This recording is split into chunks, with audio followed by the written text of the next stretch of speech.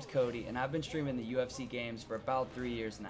I was blessed enough to get UFC 4 about a week early rather than 3 days ago when it came out, and I've been playing this game a ton, and a lot of people on Twitch and on Twitter have been asking me to drop some sort of UFC 4 tutorial.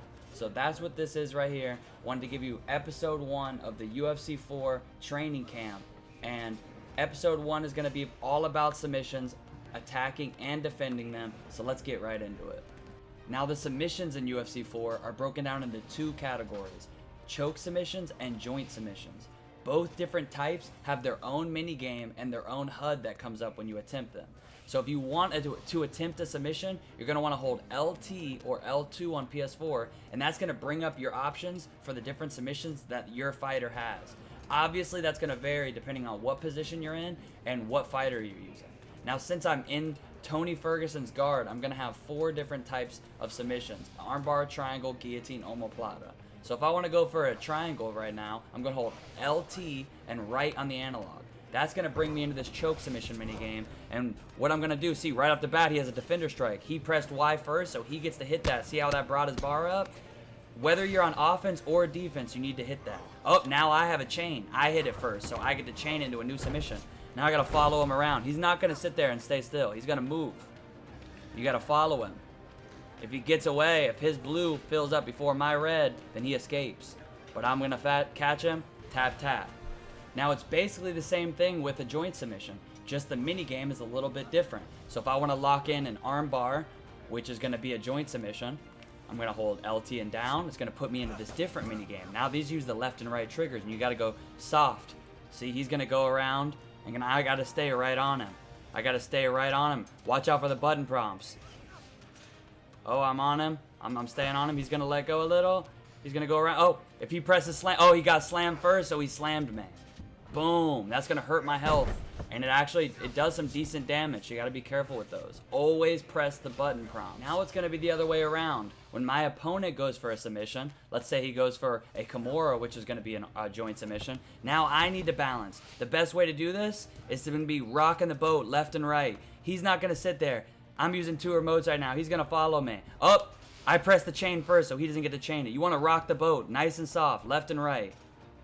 Nice and slow. Because the faster that you move on the choke submissions and the joint submissions, the faster that you move, the bigger your bar gets. See, watch here. If he goes for the same Kimura, but I go fast on the analogs, look how fast it can fill up the entire bar. Even if you go a little, not that fast, but pretty fast. And if he hits the chain first, boom, look at that. He steps over, he switches it to an arm bar, and now I'm in serious trouble. Luckily, I got out and I escaped because I kept my bar on the other side, but you just need to be careful that you, 1, always press the button prompts, whether you're attacking or defending, and 2, you always go slow and steady. Now there might be situations, depending on your opponent, where you might have to speed up to get off their rhythm. Just always be aware that the faster you go, the bigger your bar is going to go, whether it's a choke or a submission. Now let's see what happens when my opponent goes for a choke and what some good defense will look like. So if he's going to go for the choke, the arm triangle, and I'm going to make nice little slow strides. I'm going to stay away from his blue, and he's going to be moving, obviously. But I'm going to stay nice, slow, and steady. Stay nice, slow, and steady. You don't want to go like this, because then your circle gets huge. You go nice half circles, nice little quarter circles. Maybe sometimes, I've seen people get away with flicking, and sometimes you might be able to flick, and if they're here, you go, whoom, whoom, whoom, whoom, whoom, whoom. That might work against some people, but in general, as well, because a patch is coming to make chokes a little bit more difficult, you just, in general, want to stay nice, slow. See how my bar is not getting bigger until I go faster? If I stay in this little region right here, it's going to stay small. That speed is a good speed for chokes. I'm going to keep showing you it so you get a nice feel. This speed, you see how my bar is not getting bigger? So move it away from him, going like this speed.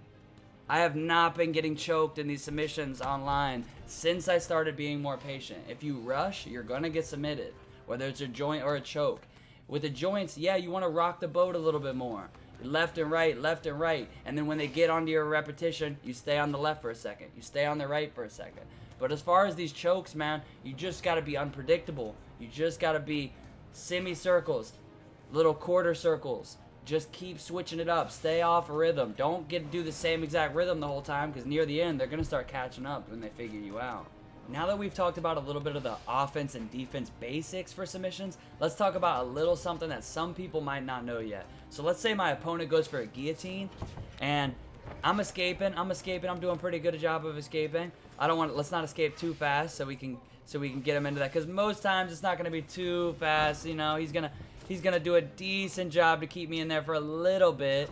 It's gonna go a little something. Oh, now the counter comes up. I press B and I counter it. I'm gonna hop over. Not only does that automatically defend the submission, but now I have him in a Von Flue. Now I'm attacking. Don't get caught off guard and still try to defend and let him out. Now I'm attacking. I need to keep my analog right on his. I keep it on him. I keep it. Boom. Tap or nap. And he chose to go to sleep. Now, just like in real life, in UFC 4, not all the submissions come on the ground. As you learn these fighters, you're gonna learn that, like Aljo, some of them have a standing submission. So if I grab a single collar using RB or R1 on PS4 and my front hand button, which is X, which is going to be my jab hand, RB and X, I grab the single collar, I use B to throw a knee, that puts me in tie clinch, and now I use LT, RB, and X, that's going to put him in a headlock. Now, if I press X again, puts him into a guillotine. A standing guillotine. Now I can follow him around. Hopefully he gets all crazy and big like that and lets his meter get all big, and I can follow him. And I'm gonna put him to sleep, John Jones style. Respect. Now, just how earlier we chained a submission, if I put him against the cage here and I put him into that headlock and I go for that guillotine, there's a devastating chain here if your back's against the cage. Boom, look at that. That's GG. Now I show you that, not so you can go spam ranked, but so you can understand that you don't always want to backpedal when your opponent puts you in the clinch. Be careful when your opponent puts you in the clinch and you start walking backwards to separate, because if he has you back up here, if he's got you in the clinch here and you go to back up, and he puts you in the headlock, and he goes for a guillotine, you better be ready to press that button prompt when it comes up, because if you let that chained guillotine come up and he gets to push off the cage, man, I've been submitted a few more times than I'd like to admit with that. So be careful. One last thing I'd like to get into before we stop this video is make sure when you're setting up submissions, you're using your GA. That's going to be the Grapple Advantage bar at the top middle of your screen.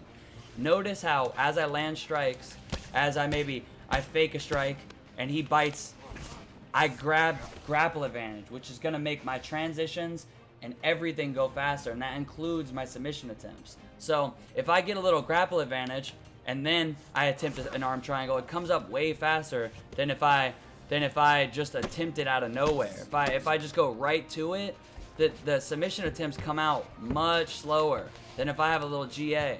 So a good thing to do is to just mix them up a little bit. Mix in a couple transition fakes or mix in some strikes. Don't go right to your submissions. A good grappler is going to pick up on that. And as you go, he's going to deny it. He's going to use that to get right back into his guard. And that's going to happen time after time. You really need to, especially in this game, while people are taking submissions seriously, you need to use your grapple advantage. Use your stamina. Try to get a stamina advantage on them.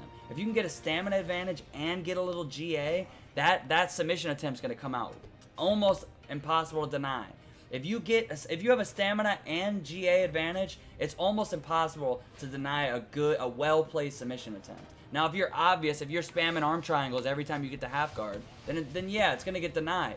It's gonna get denied on a good player. But if you're mixing in different submission attempts, maybe you hit an arm triangle, it didn't work, then you go to side control and you've attempted a Kimura, now you go inverted triangle. People don't expect you to just keep switching it. A lot of people are really obvious with their submission attempts. The second they get your submission, your stamina a little down, they go right from side control. They're going right to the Kimura. They're going right to the arm triangle and half guard. Set it up. Don't be obvious. Switch it up, and make sure that you're keeping an eye on not only your stamina but your opponent's stamina. Unless you're past Division 15, which is going to remove your opponent's HUD. But take advantage of whatever HUDs you do have. Even if you just have your stamina, keep an eye on your stamina. Is your stamina high and you have a GA advantage? Maybe it might be time to try to lock something up. Be ready to press those button prompts and go slow and steady. If you're on defense, you need to go slow and steady, because the faster you go, the bigger your bar is going to get. And that's going to be about it, man, for these basic tips. We're going to have another video dropping in a couple days. I really appreciate everybody stopping by, everybody giving me some ideas. We're going to keep these training camps going. Make sure you give me a follow over on Twitch. I stream every day, play UFC 4 every day, and watch tons of fights. Give me a sub on here too below. It's free to sub on YouTube, so no excuses not to do that. And about 60% of my viewers aren't subbed. Absolutely, just how dare you. So click that sub button, click the like if you like it. Otherwise, tell me in the comments why I'm so terrible at making videos. Love it. Appreciate y'all. It's been real. See you next time.